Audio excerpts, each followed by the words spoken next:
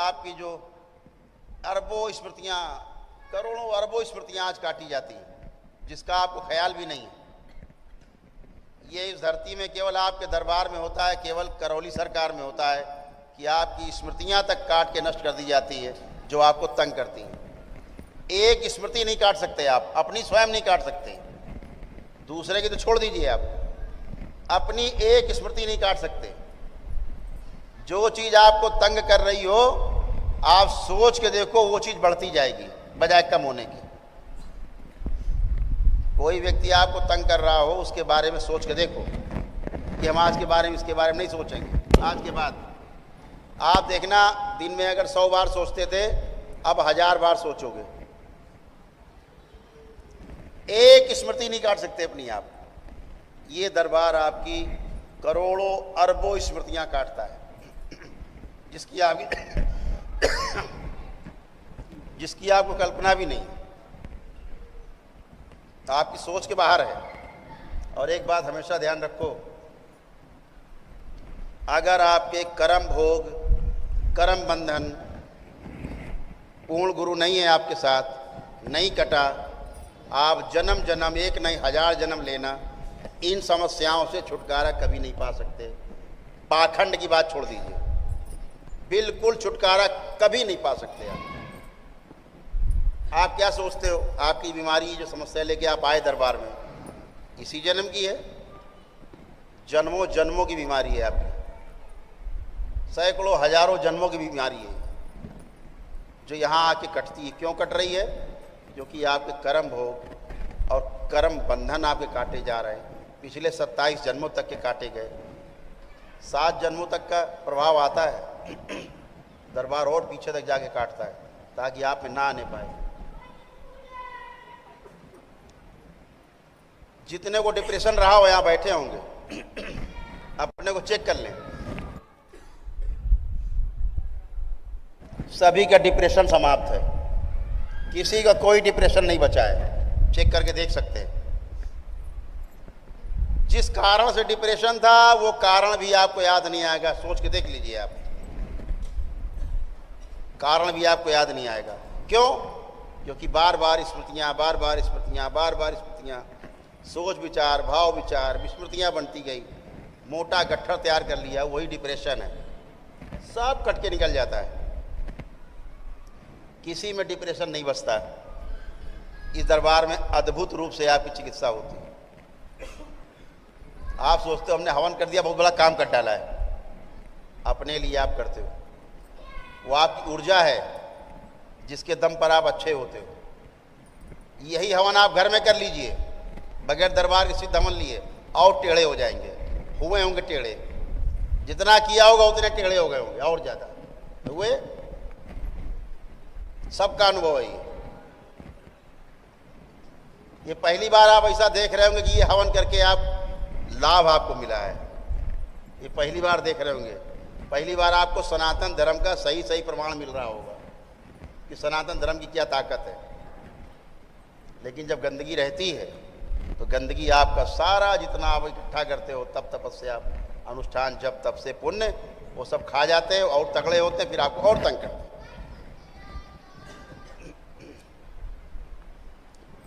तो आपकी तमाम गंदगी जाती है। आज से आपकी जिम्मेदारी बढ़ती है कि आपको अच्छा अच्छा सोचना है। दरबार आपके साथ है, आप दरबार के हो चुके हैं। आपको 4-4 लेयर की, 4-4 घेरे सुरक्षा के आपके चारों तरफ हैं। कोई गंदगी आपके अंदर नहीं जा सकती। एक गंदगी आपके अंदर नहीं जा सकती। अब केवल क्या, आप गंदगी बनाओ। कैसे बनेगी गंदगी? 3-4 तरीके हैं। यहां से मान के चलिए कि 1000 आदमी एवरेज ठीक होके जाता है। अगर 1000 लोग ठीक होते हैं रोज, तो उसमें 10 लोग ऐसे निकलेंगे, 10-5 लोग कि फिर टेढ़े होके आ जाते हैं। क्यों आते हैं? या तो डीएनए ब्रेक करने में गड़बड़ी की है, या फिर हम ठीक करते हैं उनका, या बहुत जल्दी में है, वो बहुत ज़्यादा जल्दी में है, एकदम जल्दी में है, अब पता नहीं करौली सरकार की ट्रेन कब छूट जाए, जल्दी पकड़ लो गुरुजी को, जल्दी सब खत्म कर दो किस्सा, बचे ना एकदम से, प्राण चाहे निकल जाए उसमें, लेकिन सब निकाल के बाहर कर दो। कैंसर तो क्या हुआ, निकाल के बाहर कर दो, मर जाए तो मर जाए आदमी। ऊर्जा है नहीं शरीर में, शरीर में ऊर्जा है नहीं, ऊर्जा से तो आप ठीक होते हो। कैसे ठीक होते हो, आपकी ऊर्जा आपको स्वस्थ करती है। अब गंदगी आप में है नहीं, धैर्य, तो या तो डीएनए आपका गड़बड़ है, या आपने कोई माला फेरना शुरू कर दिया है बगैर दीक्षा लिए, दरबार की, दरबार का दिया मंत्र छोड़ के कोई आपने पुराना अपना चालू कर दिया नाटक कि हमारे गुरुजी तो बड़े तपस्वी थे, लाओ माला जप ले। तो आपसे यही कहना, तुम्हारे गुरुजी इतने बड़े तपस्वी थे, इस बात को ध्यान रखना। आप निमंत्रण देते हो जब माला जपी, माला ने तो मानसिक बैठे जाप मंत्र जाप कर रहे, आप मंत्र जाप करोगे, माला जाप करोगे, जो करते रहे आप पुरानी पुरानी स्मृति आप जहां लाए, पुरानी कोई भी स्मृति आप लाए, इस तरह के नाटक नौटंकी कि गांव हमारे वो पूजा होती, लाओ पूजा कर ले चल के, बकरा कटरा पहुंच गए।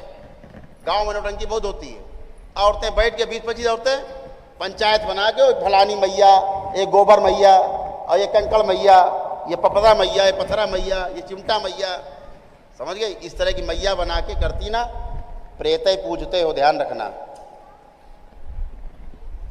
और जिन्होंने पितरों के स्थान बना रखे हो, खास तौर से हरियाणा के लोग, कब्रें बना रखे हैं घर के अंदर, जूते मार मार के उखाड़ के फेंक दीजिए कब्रें अबरें तोड़ के, समझ गए।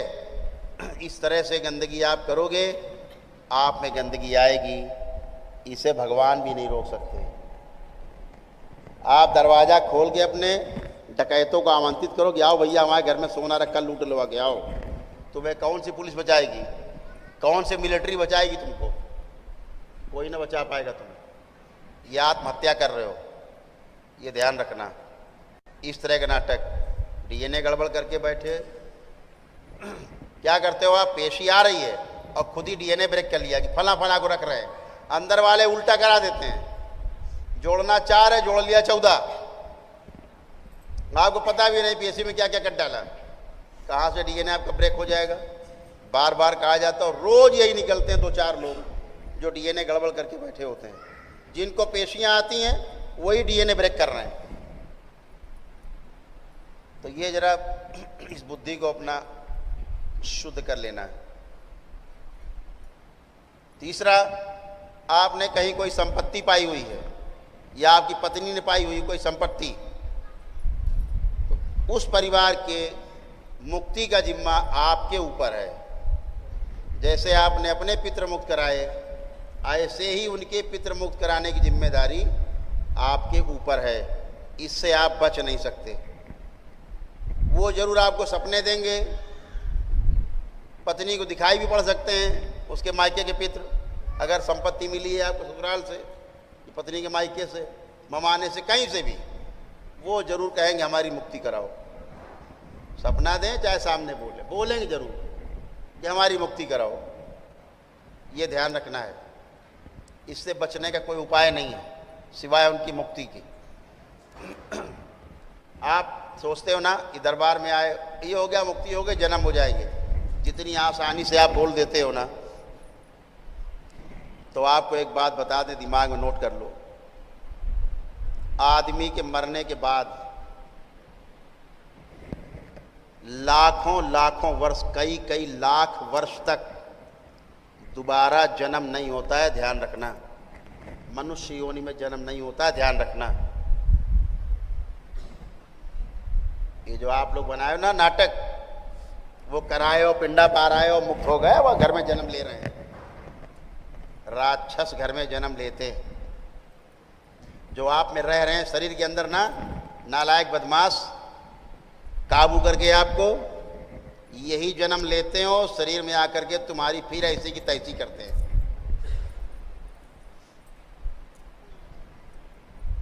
आप सोचते हो हमारा लड़का है, राक्षस पैदा हो गया घर में, और आपकी ऐसी तैसी करने के लिए जैसे पहले कर रहा था, शरीर में घुस के, अब वो शरीर धारण करके करेगा। जो काबिज है वही गर्भ में आएगा, ध्यान रखना। इसीलिए आप तंग हो। कुछ महिलाओं बहनों के गर्भ में दूसरे जीवन प्रवेश कर जाते हैं, या जैसे मरे थे वैसे उनका शरीर बना देते हैं। या बच्चा पैदा हुआ, महीने 2 महीने के अंदर 90% बच्चों में दूसरे जीवन प्रवेश कर जाते हैं। इससे आप बच नहीं सकते, कोई नहीं बचा हुआ है। आप माने रहिए अपने आप को प्रधानमंत्री, बच्चों में घुसेंगे, आपकी हैसियत नहीं जो बचा लो। जब तक परिवार के लिए आपके पूर्ण गुरु की सुरक्षा नहीं है, वो घुसेंगे, आप रोक नहीं सकते।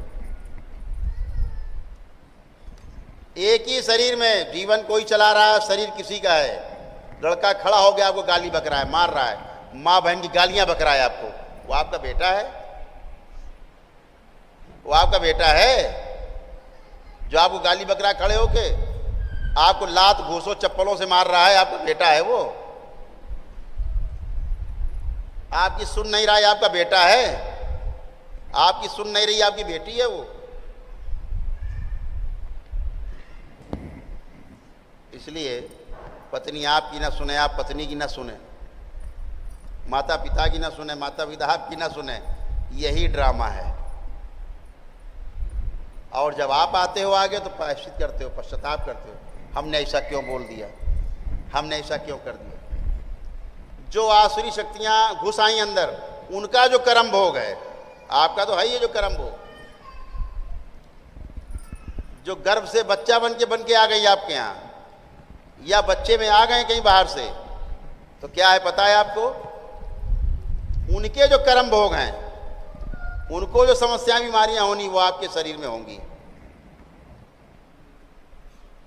जब दरबार द्वारा इनको निकाल के फेंका जाता, संहार किए जाते, मारे जाते हैं, इनकी स्मृतियां नष्ट की जाती हैं, सारी गंदगी जाती, तब उनके कर्म भोग नष्ट होते हैं और आप उस कष्ट से बचते हो। रोज आप देखते हो बीमारियां आपकी दूर होती हैं, इसीलिए दूर होती हैं क्योंकि वो जाते हैं। बीमारियां किसी और की, पितरों की, आसुरी शक्तियों की झेलते आप, वो आपका परिवार है। छोटे में घुस जाते हैं, आपने देखा होगा, तमाम पुनर्जन्म हो गया, फलाने गांव में थे और यहाँ पैदा हो गए, बता रहा अपने घर के बारे में, वहाँ सोना गड़ा है, वहाँ हमारा सामान गड़ा है, वो हमारी बीबी है, वो हमारे बच्चे हैं। प्रकृति के नियम में कोई खोट नहीं है। कोई पुनर्जन्म इस तरह का नहीं होता कि कोई बच्चा याद रख सके अपना पिछला जन्म। कोई जीवन ये अधिकार प्राप्त नहीं है ईश्वर की तरफ से। थंब रूल है, ध्यान रखिएगा। कोई भी बच्चा पैदा होता है, उसको पिछले जन्म की स्मृति बनी रहे, ऐसा प्रकृति में कोई विधान नहीं है। ये सब झूठ, एकदम झूठ, सफेद झूठ। दूसरा जीवन होता है वो जो बोलता रहता है, मैं यहाँ पे था, वहाँ था, वहाँ था। जैसे अभी आपके यहाँ पेशी में बोलते हैं, वो बच्चा बोलता है, आपको लगता है तो बच्चा है। बच्चा नहीं, वो चच्चा बोल रहे हैं। बच्चा नहीं बोल रहे, चच्चा बोल रहा। जैसे हमारे यहाँ अवस्थी जी बैठे, इनको अपने पिछले जन्म याद थे। इनको पिछले जन्म में बड़े जमींदार थे। इनके गांव से 8-10 किलोमीटर होगा इनका, जहां पिछले जन्म में थे। इनके अनुसार इनको सब याद था। इकलौती बेटी थी पिछले जन्म में इनकी। पूरा घर इन्होंने छोटे बताना शुरू किया, मेरा घर वहाँ, मेरी बंदूक वहाँ रखी, मेरा रुपया वहाँ, मेरा यहाँ पे पासपोर्ट वहाँ, दुनिया भर की सब चीज़ें। सोना यहाँ गड़ा, वहाँ गड़ा, सामान यहाँ गड़ा, चाबी यहाँ रखी, सब जाके इन्होंने बरामद कराया। सब बरामद कराया घर में जाके। अरे वाह, ये दोबारा जन्म हो गया। आज भी इनके परिवार के लोग, पिछले जन्म के लोग, इनको अपना पिता ही मानते हैं। इनकी बेटी इनसे 17-18 साल बड़ी, इकलौती बिटिया थी। लेकिन जो श्रीमान जी इनके बचपने में घुस गए थे, पैदाइशी में, उनको निकाल के जैसे हमने संगार किया, इनसे पूछ लीजिए अपना, इनको कुछ भी नहीं याद है।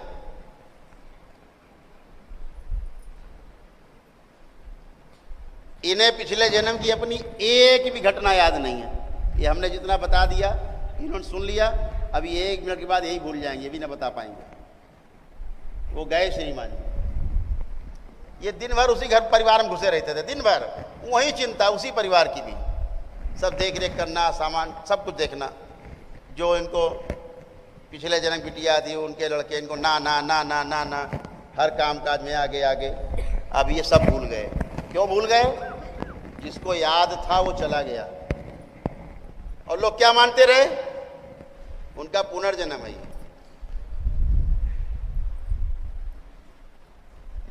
ऐसे ही प्रकृति के नियम में कोई खोट नहीं। प्रकृति के नियम सदा सदा एक से हैं, एक ही रहेंगे। सूरज पूरब से निकलता है, पूरब से निकलेगा, पश्चिम में अस्त होगा। ये यूनिवर्सल है। तो इस बात को समझना होगा आपको कि आप इसी तरह से भ्रम में तमाम चीज़ें करते रहे। आज आप पूरी तरह से गंदगी आपकी गई है, आप पूरी तरह से नील हैं, सारी गंदगी गई, सब कुछ हटा दिया गया। अब आप और आपका शरीर है। आपको अच्छा अच्छा सोचना है।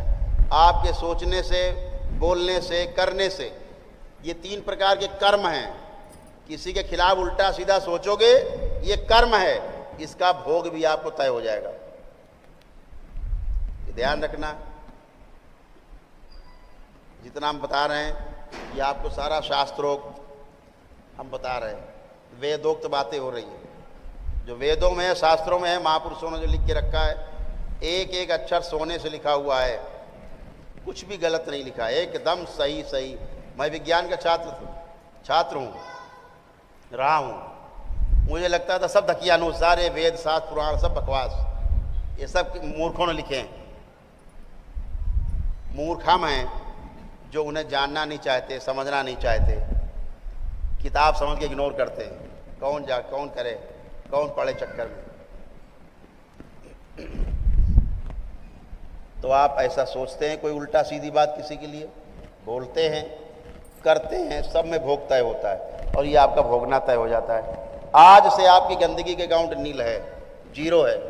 अब आपकी जिम्मेदारी अपने बैंक अकाउंट में अच्छी चीज़ डालते हैं कि बुरी चीज़ डालते हैं, यह आपको तय करना है, यह आपको ध्यान रखना है। आप ऐसे अच्छे बने रहें, आपके सारे पितृ गए, सब मुक्ति पाए और सभी के पुनर्जन्म होने, आप ही के यहाँ होने, इच्छानुसार होने, ये पूर्ण गुरु कर सकता है। क्यों?